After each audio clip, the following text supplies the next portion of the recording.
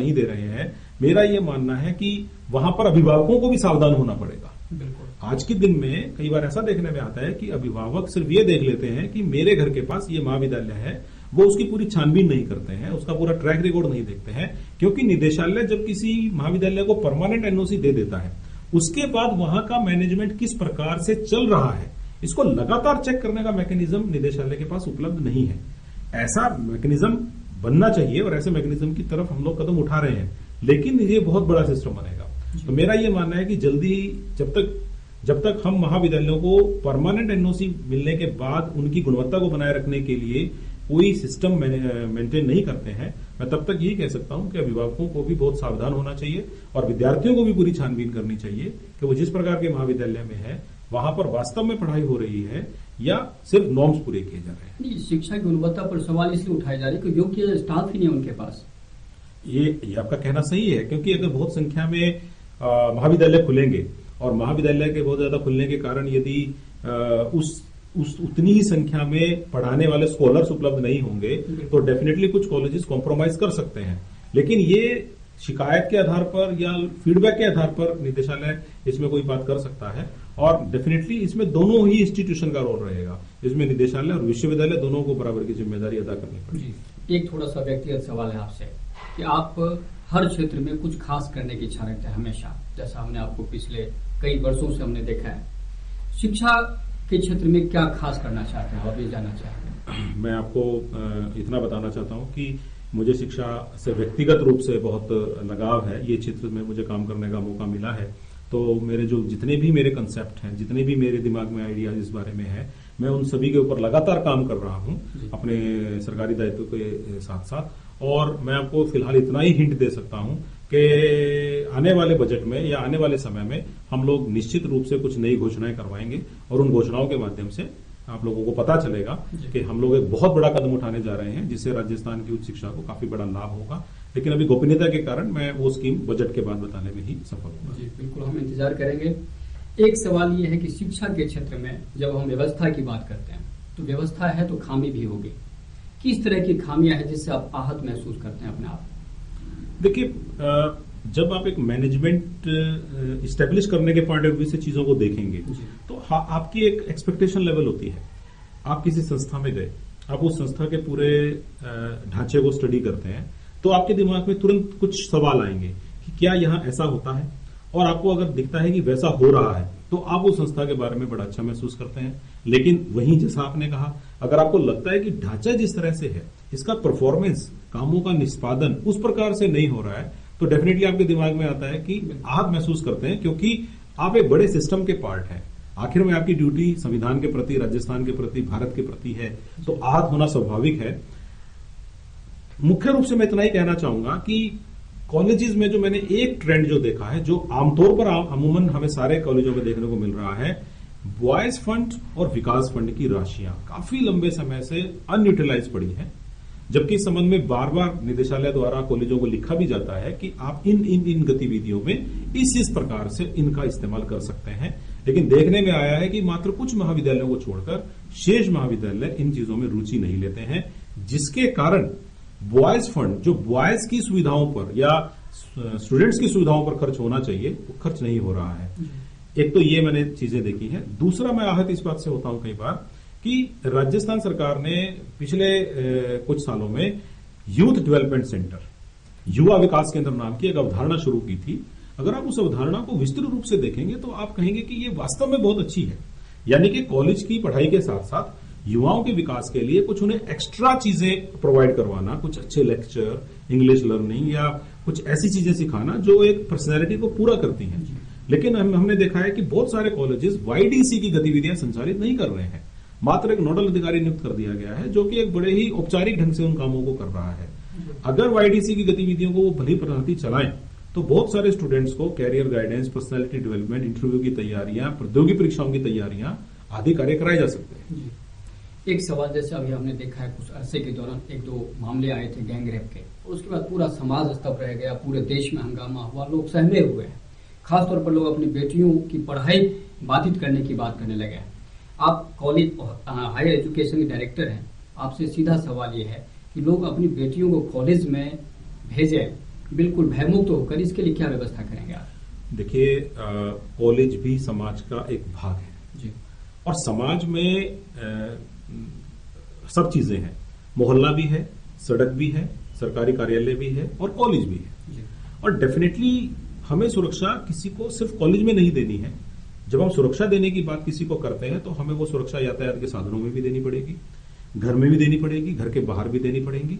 तो मैं इसमें एक तो बहुत ही क्या कहना चाहिए, व्यापक नजरिया रखता हूं कि एक तो हमारे समाज की सोच में परिवर्तन बहुत जरूरी है और मैं समझता हूं कि वो परिवर्तन धीरे धीरे आ रहा है कि हम सब लोगों ने ये रियलाइज किया है कि घरों में भी अगर वो लोग सुरक्षित नहीं है, समाज में अगर वो सुरक्षित नहीं है, तो कहीं ना कहीं समाज को ऐसे तत्वों को हतोत्साहित करना पड़ेगा जो ऐसी हरकतें कर रहे हैं। मोहल्ले में खड़े रहने वाले लड़कों पर जो अभी तक हम चुप्पी साधे बैठे थे, अब समय है कि हम उस पर बात करें, क्योंकि ऐसे ही लोगों की हिम्मत बढ़ती है तो अन्य घटनाएं होती हैं, नंबर 1।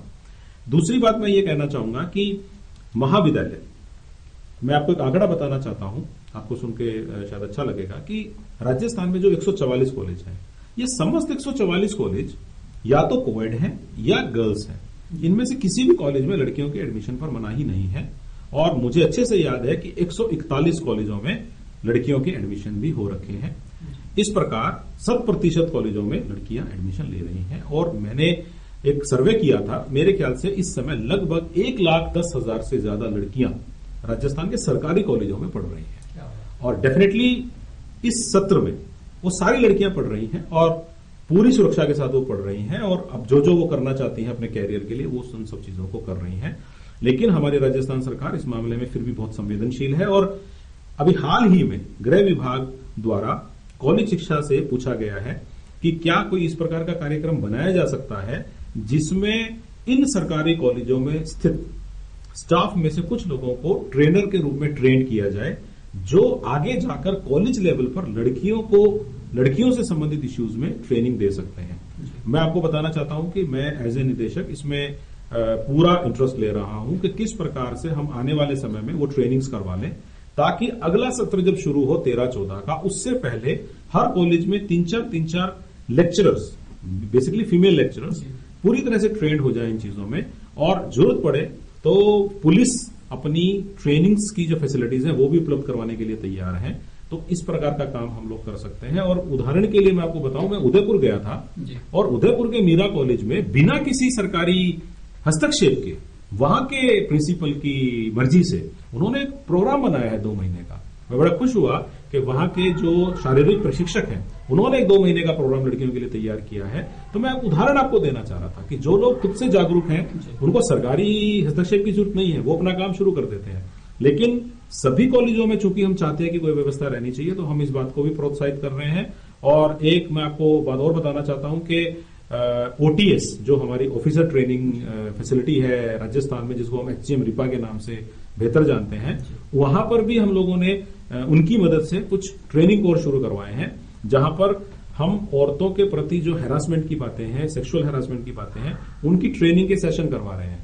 और हमने ये तय किया है कि हम अगले वर्ष में सभी गवर्नमेंट कॉलेजों के कुछ स्टाफ को ये जो विशाखा जजमेंट है, सेक्सुअल हैरेसमेंट को रोकने के लिए बनाई हुई समिति के गठन की बातें हैं, उनको किस प्रकार से चलाना चाहिए, शिकायतें किस प्रकार लें, उनकी जांच किस प्रकार दें, से संबंधित ट्रेनिंग्स भी करवा रहे हैं। तो हम इस तरफ बहुत ही सेंसिटिव हैं और समाज को पूरे तौर पर भी समझना होगा, लेकिन जहां तक कॉलेज शिक्षा के स्तर पर हमारे प्रयासों की बात है, हम पूरे प्रयासरत हैं।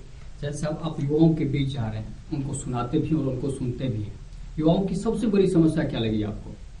देखिए, आज मैं यहाँ पर हमारे हनुमानगढ़ के कॉलेजेस के लगभग 2000 विद्यार्थियों से रूबरू हुआ था और जब मैं उन 2000 विद्यार्थियों से मिला, कुछ विद्यार्थियों ने जो मुझे इंडिपेंडेंट फीडबैक दिया, उनके जो प्रश्न है, मैं समझता हूं कि कुछ बातें तो हमने ऑलरेडी डिस्कस भी की है। उनका एक क्वेश्चन यही है कि सर हमारी शिक्षा फाइनली रोजगार की तरफ कैसे जाएगी, जो कि मैं आंसर कर चुका हूं कि कम्युनिटी कॉलेज है, उसके जैसे कंसेप्ट जब तक हम नहीं लाएंगे तब तक हम शायद उसको सुनिश्चित नहीं कर पाएंगे, इसलिए उसको करने की जरूरत है। और इसके अलावा युवाओं के मन में मैंने एक चीज और देखी, युवा कहते हैं कि कॉलेज में हम जाते हैं तो क्लासें नहीं लगती, और उधर से लेक्चरर्स ये कहते हैं कि हम क्लास लगाना चाहते हैं लेकिन स्टूडेंट्स नहीं आते। और आप देखेंगे कि दोनों ही बातें सही लगती हैं और दोनों ही बातें गलत लगती हैं। मुझे लगता है कि ये अंडे और मुर्गी जैसी स्थिति है कि समस्या किसने शुरू की है। मैं तो इसमें एक ही बात कह सकता हूं कि यदि लेक्चरर एक स्टूडेंट होने पर भी पढ़ाएगा तो अगले दिन उसकी क्लास में 10 लोग आएंगे और अगले दिन 20 आएंगे, अगले दिन 30 आएंगे। लेकिन अगर वो 5 स्टूडेंट को ये कह के वापस भेज देगा कि कम बच्चों में मैं नहीं पढ़ाऊंगा, तो मैसेज ये जाएगा कि कम लोग होने पर पढ़ाई नहीं होती है। तो शायद शुरुआत यहां से हो सकती है। और स्टूडेंट्स को भी इस बात को समझना चाहिए कि जो फीस वो दे रहे हैं, जो भी फीस सरकारी महाविद्यालयों में वो भर रहे हैं, उनका हक है कि वो उतनी क्लासेस लें। और अगर हमने उस सब्जेक्ट के एक्सपर्ट वहां लगा रखे हैं तब उनको इस बारे में इंटरवेंशन करवाना चाहिए। अगर क्लासेस नहीं ली जा रही हैं तो वो पहले प्रिंसिपल से बात करें, और अगर प्रिंसिपल लेवल पर लेक्चरर नहीं मान रहे हैं तब वो डायरेक्टरेट में बात करें। लेकिन मैंने देखा है कि हम एक जनरल अवधारणा ये बना लेते हैं कि स्टूडेंट्स पढ़ना नहीं चाहते। हम शायद छात्र संघ चुनावों में लगे हुए कुछ लोगों को देखकर ये मान लेते हैं, या कुछ लोगों के एटीट्यूड को देखकर ये समझ लेते हैं कि कॉलेजों में बच्चों का पढ़ाई से मन उठ चुका है। लेकिन ऐसा नहीं है। चुनावों में लगे हुए विद्यार्थी भी पढ़ना चाहते हैं, और जो चुनावों में सिर्फ वोटर का काम करते हैं, ऐसे बहुत सारे स्टूडेंट हैं जो इंतजार करते हैं कि कॉलेजों में पढ़ाई अच्छी से शुरू हो। शुरुआत दोनों तरफ से करनी पड़ेगी। लेक्चरर को भी 2 कदम आगे बढ़ाकर कम बच्चों के होने पर भी क्लास लेनी पड़ेगी, और बच्चों को भी अपने राइट को असर्ट करना पड़ेगा बड़े ही शालीन ढंग से। तो ये समस्या दूर हो सकती है, ताकि प्रॉपर संख्या में क्लासें लगे, काफी संख्या में अटेंडेंस हो, और जो कॉलेज शिक्षा का वास्तविक मकसद है कि 7 महीने 8 महीने कॉलेजिंग होनी चाहिए, वो हो। जी जैसा आखिरी सवाल, चूंकि हनुमानगढ़ का आपका कार्यकाल जिला कलेक्टर हुए बहुत लंबा नहीं रहा, लेकिन जो भी रहा काफी चर्चा में रहे। हमेशा आप अपने कामकाज को लेकर, डांट फटकार को लेकर लोग आपको याद करते हैं कि एक कलेक्टर ऐसा है जिसने काम करना सिखाया लोगों को, आम आदमी को राहत दिलाया आपने। कोई ऐसा संस्मरण हम आपसे सुनना चाहेंगे जिससे आपके मनो दिमाग में भी बिल्कुल हनुमानगढ़ की याद हो। देखिए, हर जिले में कोई ना कोई ऐसी चीजें होती हैं जो याद रहती हैं। हनुमानगढ़ में ही नहीं बल्कि हर जगह मेरे बारे में यही रहा कि मैंने लोगों को डांट फटकार के काम करवाया है, सख्त मिजाज आदमी हूं। डायरेक्टरेट में भी यही बात होती है कि मैं सख्त मिजाज आदमी हूं। और मुझे याद है कि शायद आपके पिछले किसी रूबरू में भी शायद मैंने स्टेटमेंट बोली हो, जहां तक मेरी मेमोरी काम करती है। और आज मैं यहां भी ये बात कहना चाहूंगा कि अगर कोई आदमी सख्त होकर काम करवा रहा है सरकारी नियमों के अनुसार, तो वो सख्त नहीं है, वो केवल अपना काम करना जानता है और करवाना जानता है। मुझे हनुमानगढ़ के बहुत सारे संस्मरण याद है। मैं यहाँ के स्कूलों में, कॉलेजों में बहुत सारे प्रोग्रामों में मुख्य अतिथि के तौर पर गया, मुझे बहुत कुछ सीखने को मिला। और हनुमानगढ़ के बारे में मेरे संस्मरण यही है कि यहाँ शिक्षा का बहुत अच्छा स्तर है, लेकिन हमें उसको किसी प्रकार से और इम्प्रूव करना होगा ताकि वो और अच्छा हो। जैन साहब कार्यक्रम में आए, बहुत बहुत धन्यवाद। थैंक यू वेरी मच, बहुत बहुत धन्यवाद।